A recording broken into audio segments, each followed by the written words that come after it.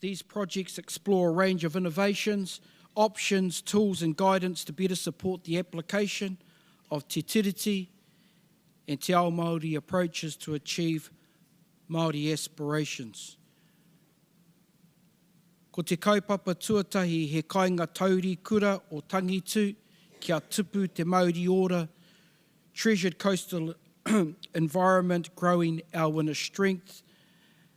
He pre-recorded video presentation tēnei engari, kei konei Anaru Luke, te waka tau nei I tēnei kaupapa. Nō reira, homai te paki ki Anaru.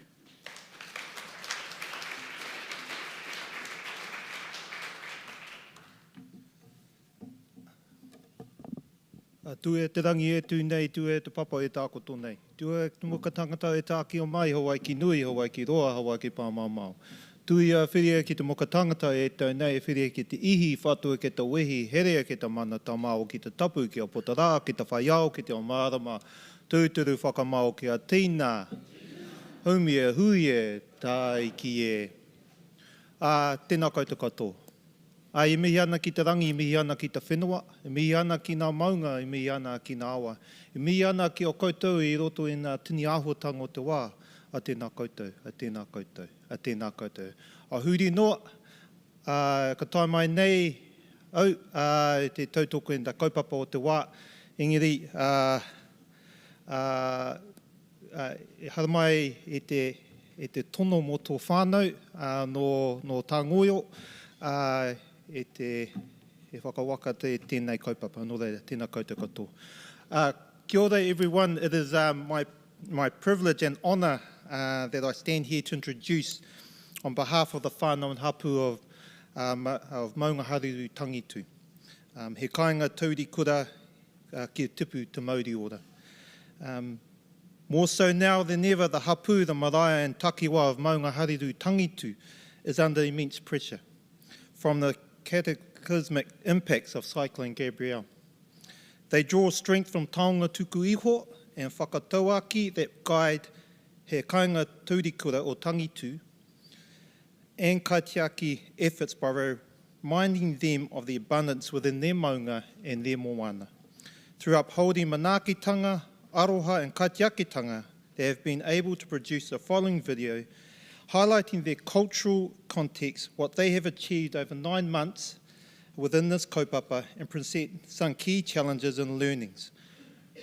For them not to be here to present this, and because I'm an in-law to the rohe, from Te Tauihu myself, just to put that in, right now they've actually only got 4 more weeks to get their recovery plan in place to present to government and to those agencies that can help their recovery up in that area, the coastal marine environment, let alone where their marae is. But without further ado, I will step down now and enjoy. Kia ora.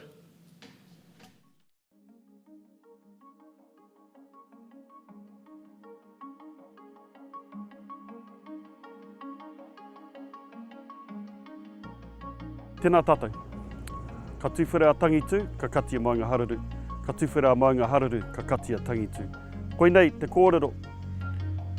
Kōrero hononga nei, ki te whenua, ki te moana, a ngā hapū, a ngā timaranga tū he taua, kuru mō kihi, tātara moa, ngai te ruruku, ngai tauira, ngai tahu. Ko tō mātou rohe, mai Maungaharuru ki Tangitu, mai kete rau, ki Waikari. Nei rāhau mihi atu ana kia koutou.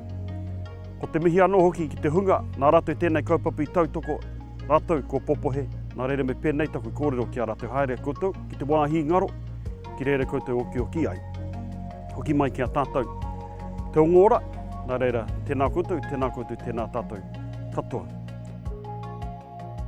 He hononga, tā te Māori, ki ngā mea katoa, ki te whenua, ki te moana, kia mātou o taku wā, ko tō mātou honanga ki te moana, timata mai I te atu o te moana, ko tangaro te one. Nā tangaro te one, ko rua mano, ko pānia, nā pānia, ko more, nā more, ko tūnui. Ko tūnui he tangata, he rangatira, he kaikarakia, he tohunga. Nā reira tō mātou hononga ki te moana.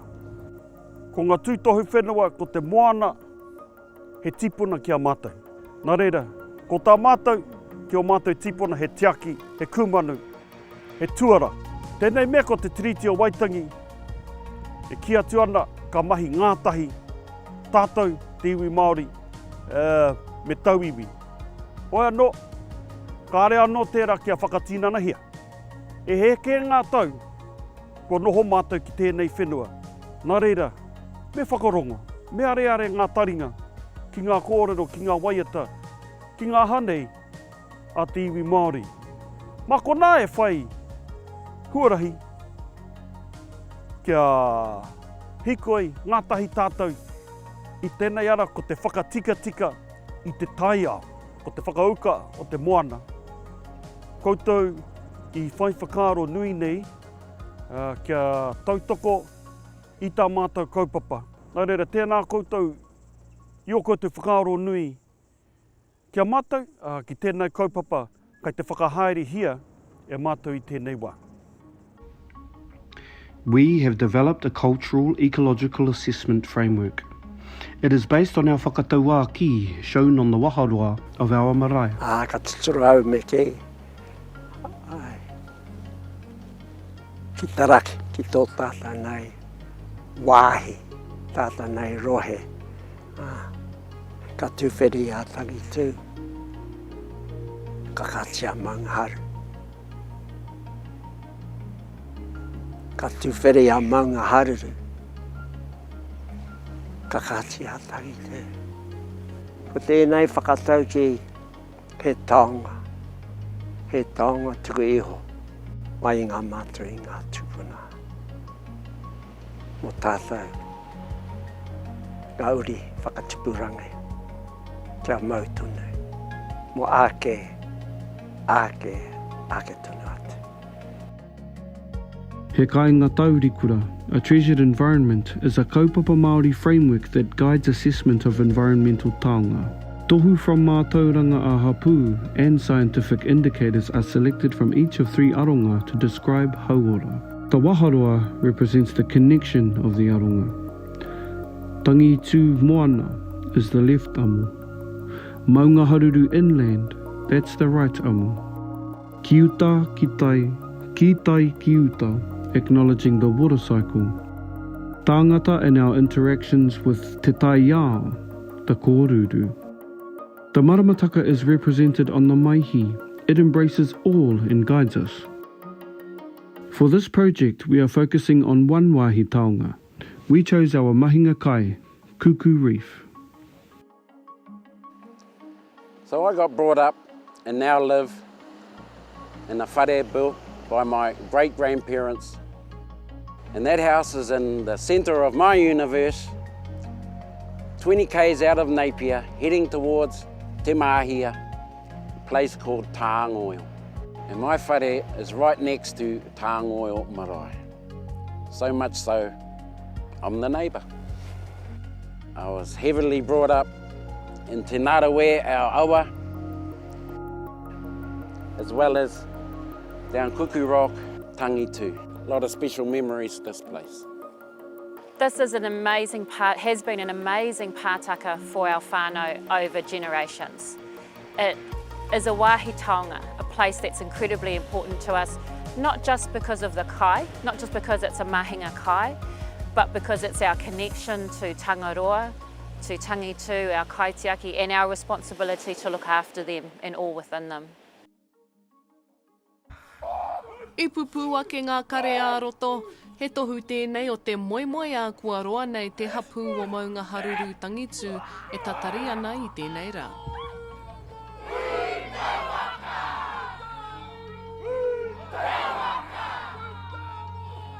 For this hapū to have to wait so long to the day of settlement in May 2013 is too long.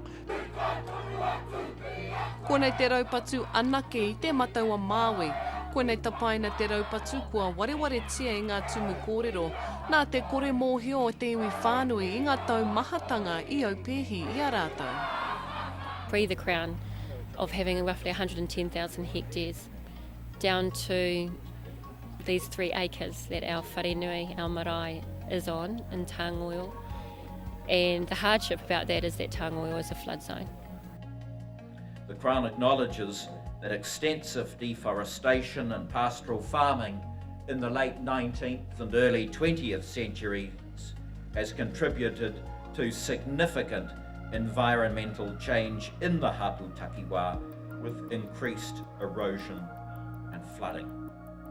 The Crown further acknowledges the poor health of Lake Tutira, the pollution of the coastline, the degradation and the loss of many mahinga kai of the hapū, and the very severe impact of flooding on the community and the marae here. Through this settlement, the Crown is seeking to atone for its past wrongs towards the hapū, to restore its tarnished honour, and to begin the process of healing.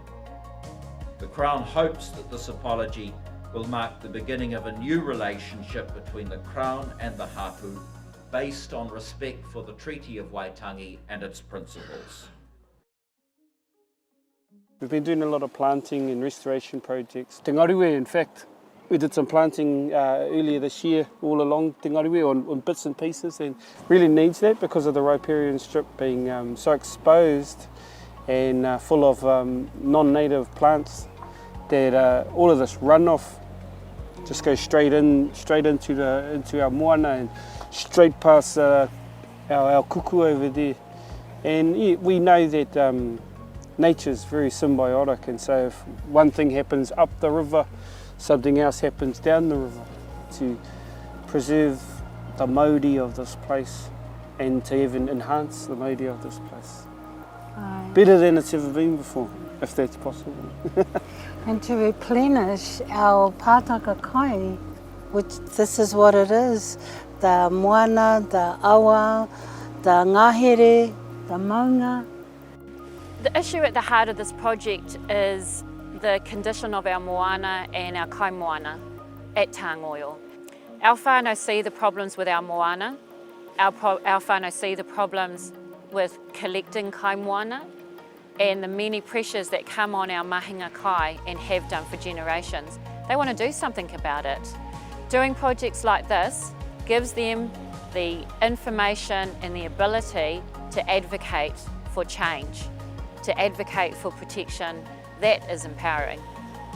We do this in a way by co-leading this project with Niwa. It means we get to bring our mātauranga, our hapū and our whānau together with Western science and experts from Niwa to get the best of both worlds. Mātauranga a hapū is the foundation of the project. We are reigniting mātauranga that has been collated over generations through interviews and wānanga.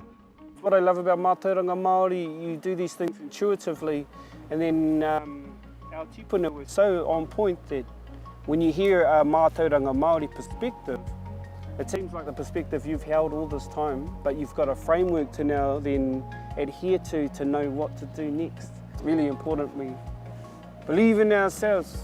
The maramataka is us and we are the maramataka.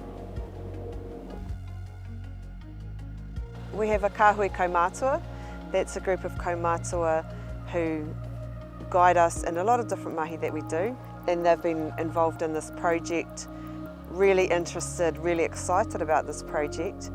They've been guiding us in the tikanga, making sure we're doing things appropriately, sharing their mātauranga, and their message is really just get on with it. Te Moana-Tangitu, our hapū advisory board, shares a lot of their mātauranga a hapū, their really specialised knowledge about our moana. They have been guiding this project, assisting us to choose which tohu from a mātauranga base will be really useful for us to assess, and also which scientific technologies are appropriate and that we can use as indicators. We are developing a takarangi visualisation tool. It is based on the takarangi carved in our whare tipuna. It is informed by surveys, indicators of hauora, including hauora of tangata whenua and te taiao. Te Moana-Tangitu are interested in scientific indicators across 3 cultural ecological scales.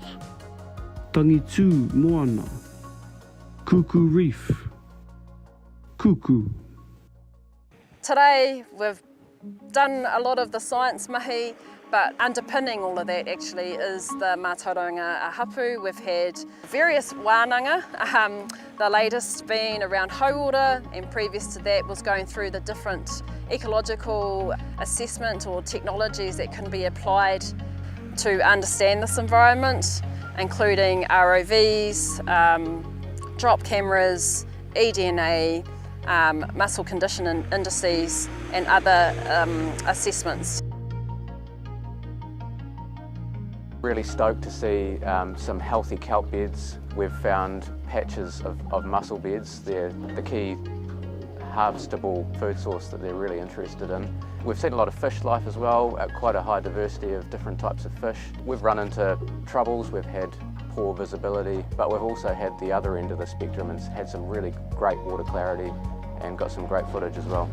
The next steps are data analysis, seafloor mapping, ArcGIS story map creation, and preparation of a final report and implementation plan. The information that will come from this project will assist our tangata kaitiaki and hapū members to make decisions for the future. This is our first research project in the Moana focused on a particular rock or reef. We expect that in the future we will take the learnings from this experience and apply it across our takiwa, our traditional area, and the other rocks and reefs along the coastline. This mahi will set us up for the future. Right now, we are focused on our people's well-being and rescuing our taonga. There is a long road ahead to recovery, and it is important we uphold our kaitiakitanga. Kei te whiua te iwi Māori, kei te whiua ngā iwi take puta noa i te ao Māori, i tēnei āhuatanga ko te āhuarangi hurihuri. Nā reira koutou, no te ao pūtai ao, me whakarongo ki ngā kōrero a ngā iwi take puta noa i te ao. Ahakoa ko pāngia mātou ki ngā huatanga kino o tērā huripari. He nui ngā wero kei mui a mātou, kei te mahi tonu mātou, kei te whai whakaaro nui tonu tia e mātou ki tō mātou whenua, ki tō mātou moana no hoki. Ahakoa ngā ua-uatanga o te raro. Nā reira, tihei mauri ora ki te moana, tihei mauri ora ki te whenua, tihei mauri ora ki a tātou katoa.